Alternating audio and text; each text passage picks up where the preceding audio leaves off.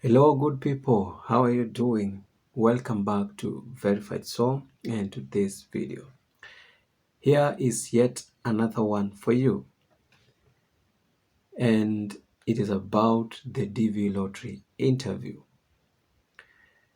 As we are talking, the interviews are ongoing, the DV Lottery 2024 interviews, and therefore this comes at the prime time. And this video is important for all of you watching, from the ones that have been scheduled for the interviews to those who are not yet ready for the interviews, they are not current, and also to those who are waiting for the DV Lottery 2025 results. And it is about preparing both you as the principal applicant for the interview as well as your derivatives. And it is because, as a habit by many embassies, the consular officers will interview the principal applicant and throw some questions to the derivatives, especially the spouse. And therefore, as you're getting ready for the interview, you need to as well prepare your derivatives. We know that during applying the DV lottery, some of the applicants had families and they added their families. Those added members, they are the derivatives. And we know if you are successful, you become the principal applicant. You are the one that has been selected. And therefore, you are the bearer of the case number. You are the principal applicant in that case. So if you have your case number and you go up to the interview and you go through the interview and you are successful, you will be the DV selectee 1, your spouse DV selectee 2, and the kids DV selectee 3 and 4 and onwards as they go. And we know, first of all, that it is the principal applicant that is subjected to scrutiny. The principal applicant has to provide the necessary proofs, has to satisfy the embassy or the United States government that what they have presented or told on the DS-260 form is true. And that is why for the derivatives, you are only required to go with some few proof documents. That is the birth certificate, their travel documents, that is the passports, and the police clearance certificates for those above the age of 16 years, and the confirmation pages, and nothing more.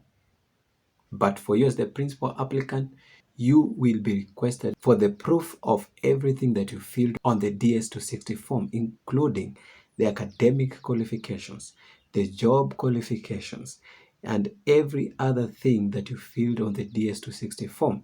Also, the principal applicant is the one that has to prove eligibility, not the derivatives.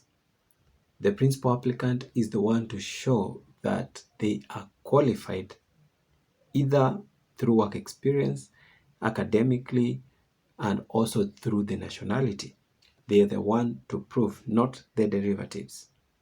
The principal applicant is the one that goes through all those checks. And as they are going through those checks, those examinations, to check the validity of the information they provided, they can go on to your derivatives to extract information to satisfy whether what you're saying is true and relevant.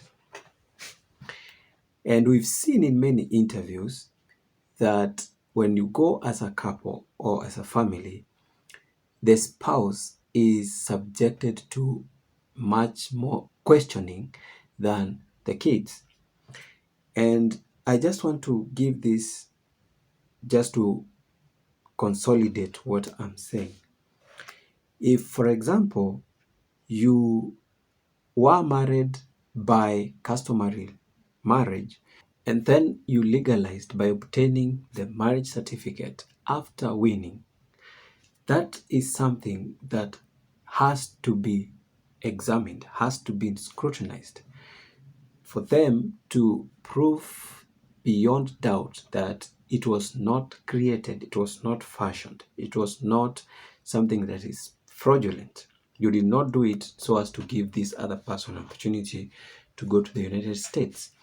And in such events, we've seen the consular officer asking questions to the spouse, and the information that you provide as the principal applicant and what the spouse provides, they must marry, they must match, they should be uniform with no discrepancies. Because if anything that you say differs from what the spouse says, then that raises questions. And let me tell you, I have seen interviews whereby the principal applicant is separated from the spouse. Yeah, it reached a point that the consular officer saw it good that he separates the spouses and interrogate each one individually. And they sent one spouse out, remained with this spouse, and subjected the spouse to many questions because there were some things the consular wanted to clarify, to get to understand. And therefore, he interrogated this spouse separately and then later on called back the principal applicant and sent the spouse out, and then interrogated the principal applicant as well regarding the same matter. And luckily enough, the information they were providing was correct and they came to marry. And afterwards, they were issued their visas. But you see, the point is that if you're going for the interview, it is good to prepare the both of you to understand everything. There might some few things, even if you live together for a long time, that you might not be remembering, or the spouse might not be remembering. It's good to rehearse the both of you so that you can remind yourself of these things to minimize the cases of visa denial.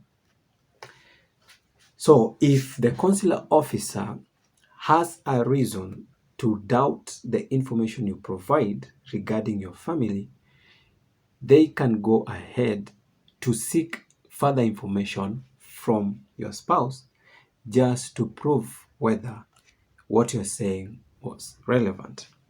And of course, this should not be a problem if at all your case is based on truth. That is not a problem.